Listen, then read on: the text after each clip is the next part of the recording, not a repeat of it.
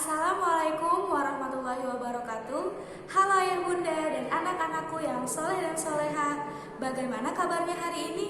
Semoga kalian semua selalu dalam keadaan yang sehat, selalu dalam keadaan yang bahagia dan tetap semangat walaupun belajar dari rumah. Nah sayang-sayangku, sudah siapkah untuk pembelajaran malam ini? Semoga kalian selalu siap ya sayang. Nah sekarang boleh disiapkan dulu alat tulisnya, buku paketnya, buku tulisnya, dan juga alat tulis. Jika sudah disiapkan, boleh langsung dibuka bukunya. Sekarang kita akan melanjutkan ke pembelajaran 4 ya sayang. Kali ini setelah mempelajari kondisi geografis di Indonesia, diharapkan kalian mampu untuk mengetahui bagaimana kondisi geografis di Indonesia dengan rasa percaya diri. Kemudian kalian juga dapat mengetahui nilai luhur yang terdapat dalam sila-sila Pancasila dengan tanggung jawab. Dan selanjutnya kalian dapat mengetahui ide pokok suatu bacaan dengan percaya diri. Mari sayang kita mulai. Nah sayang, sebelumnya marilah kita membuka pembelajaran ini dengan membaca basmalah. Bismillahirrahmanirrahim. Nah berikutnya, sebelum ini kalian pernah mempelajari luas dan letak negara Indonesia menggunakan sebuah peta. Dan ternyata dengan sebuah peta ini kita juga bisa melihat bagaimana kondisi geografis di Indonesia, terutama pulau-pulau besar yang ada di Indonesia ya sayang, seperti Pulau Sumatera, Pulau Jawa, Pulau Kalimantan, Pulau Sulawesi, dan selanjutnya ada Pulau Papua. Nah, untuk berikutnya kalian pasti ingin tahu bagaimana sih cara kita melihat kondisi geografis Indonesia menggunakan peta. Mari perhatikan simbol-simbol peta berikut ini ya sayang. Nah, sayang, mari kita mempelajari simbol-simbol yang ada pada peta.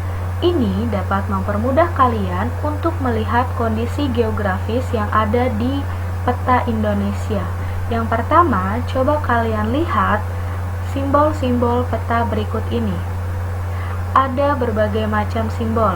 Yang harus kalian perhatikan adalah kalian akan mencari nama-nama gunung. Kalian lihat, simbol gunung pada sebuah peta disimbolkan dengan bentuk segitiga. Segitiga berwarna hitam itu untuk gunung api tidak aktif atau mati, dan simbol segitiga berwarna merah itu untuk gunung berapi. Jadi kalian harus perhatikan baik-baik. Dan untuk berikutnya ada simbol warna dalam sebuah peta. Simbol berwarna hijau menandakan dataran rendah. Semakin coklat merupakan dataran tinggi. Dan untuk warna simbol yang berwarna biru itu merupakan lautan. Nah, untuk mempermudah kalian, mari kita coba untuk melihat kondisi geografis yang ada di wilayah Indonesia. Ini merupakan peta Indonesia. Sekarang kita akan memulai melihat kondisi geografis di salah satu pulau yang ada di Indonesia. Nah, ini kalian lihat di lingkar merah itu merupakan simbol gunung. Di lingkar biru itu ada dataran rendah, di lingkar kuning itu ada pantai, dan di lingkar ungu itu ada laut. Lihat simbolnya, segitiga untuk gunung, warna hijau untuk dataran rendah, yang mendekati biru muda itu adalah pantai, dan biru tua itu adalah lautan. Selamat mencoba untuk mengerjakan sayang. Nah, jika kalian ingin melihat peta lebih jelasnya lagi, kalian bisa menggunakan QR code yang ada di buku kalian. Caranya bisa mengikuti seperti ini ya sayang. Nah, jika kalian belum mendownload aplikasi TS Reader, kalian bisa membuka aplikasi Play Store, kemudian ketik di pencarian TS Reader seperti ini. Kemudian kalau kalian belum mendownload, kalian tinggal klik download, dan kalau sudah di-download tinggal kalian klik buka seperti ini. Nah, tampilan TS Reader akan seperti ini. Kemudian kita scroll ke bawah dan klik tulisan Start QR Scan.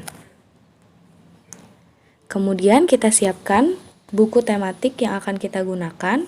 Kita buka materi yang kita pelajari. Seperti contohnya di sini ada gambar Pulau Sumatera dan di sebelah kanan itu ada QR scan-nya.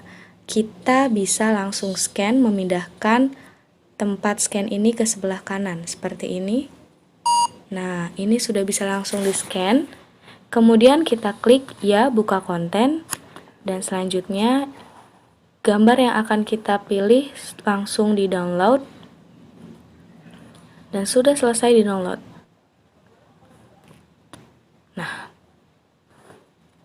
Nah, ini hasil scan QR code yang kita lakukan pada gambar Pulau Sumatera. Selamat mencoba! Nah sayang, luas, letak, dan juga kondisi geografis Indonesia itu bisa menjadi modal pembangunan Indonesia. Oleh karena itu, sebagai masyarakat yang baik, kita harus bersikap positif untuk selalu mendukung pembangunan yang ada di Indonesia. Salah satunya adalah dengan menerapkan nilai luhur sila-sila Pancasila. Apakah kalian tahu? Apakah itu? Iya, betul sekali, gotong royong. Nah, apakah soleh-soleha pernah mengikuti kegiatan gotong royong? Semoga kalian pernah mengikutinya sayang, karena ini merupakan kegiatan yang dilakukan bersama-sama, berkeringat bersama, berjuang bersama, dan juga saling membantu antar sesama. Kalian juga bisa membaca teks tentang gotong royong, modal dasar pembangunan. Di situ dijelaskan bahwa ternyata gotong royong ini dapat membantu untuk membangun Indonesia menjadi lebih maju, karena gotong royong ini banyak sekali manfaatnya. Ada yang tahu apa saja manfaatnya?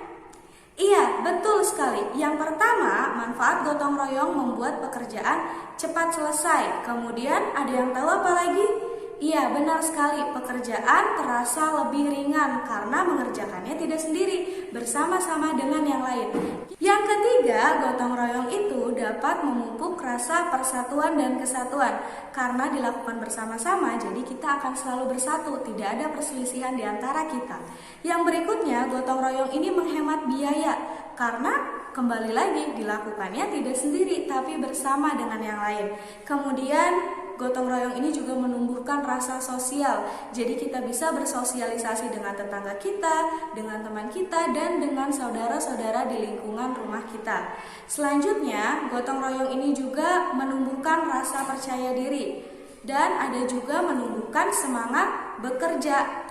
Berikutnya, gotong royong ini juga bermanfaat untuk tidak individualis. Nah, itu merupakan manfaat-manfaat gotong royong. Untuk lebih jelasnya, kalian juga boleh membaca bukunya ya sayang. Nah sayang, setelah kalian membaca teks mengenai gotong royong modal dasar pembangunan, tentu sekarang kalian bisa menentukan mana saja yang termasuk ide pokok dalam setiap paragrafnya. Ada yang masih ingat ide pokok itu apa? Iya, betul sekali. Ide pokok itu merupakan kalimat utama yang terdapat dalam setiap paragraf. Kalian bisa mengisinya dalam tabel-tabel yang ada di buku paket kalian. Seperti biasa, kalau misalkan ada yang belum memahami, kita bisa berdiskusi di grup WhatsApp kita. Nah, setelah kita semua mempelajari ini, sekarang kita jadi tahu bahwa ternyata luas, letak, dan kondisi geografis Indonesia itu berpengaruh terhadap apa sayang? Betul sekali, modal dasar pembangunan Indonesia yang harus kita sikapi dengan sikap positif dengan gotong royong. Betul sekali, jadi kita harus terapkan ya sayang, karena gotong royong ini dapat membantu pekerjaan kita menjadi lebih ringan. Dan setiap paragraf yang kalian baca itu terdapat ide pokok di dalamnya. Tentu kalian sudah bisa memahami ya sayang. Oleh karena itu, untuk menjaga nilai luhur dari sila-sila Pancasila, kita harus selalu berpikir positif, bersikap yang positif. Seperti apa tadi? Gotong royong. Makanya, kalau misalkan di daerah kalian sedang melakukan gotong royong, jangan ragu untuk ikut ya sayang, karena gotong royong ini manfaatnya sangat banyak.